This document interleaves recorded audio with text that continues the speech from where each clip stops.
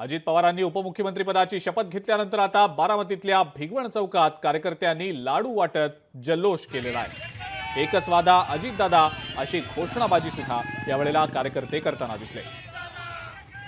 बारामतीच्या भिगवण चौकात मोठ्या जल्लोषाचं वातावरण सध्या दिसतंय।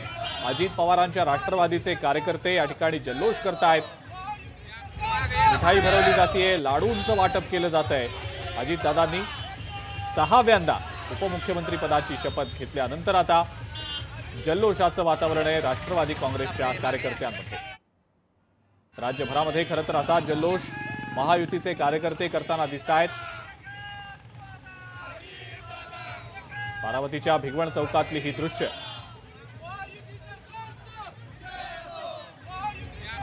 इकडे आपण पाहतो। मनसे अध्यक्ष राज ठाकरे यांनी देवेंद्र फडणवीस यांचं मुख्यमंत्रीपदी शपथ विधी सोहळा पार पडल्यानंतर आता त्यांचं अभिनंदन करणारा मेसेज दिलेला आहे। शुभेच्छा आपल्या त्यांना दिलेल्या आहेत।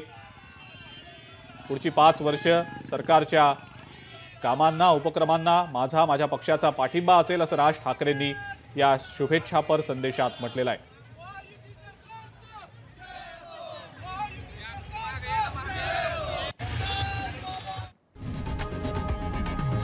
लोकशाही मराठी ऐका, पहा, जागरूक रहा।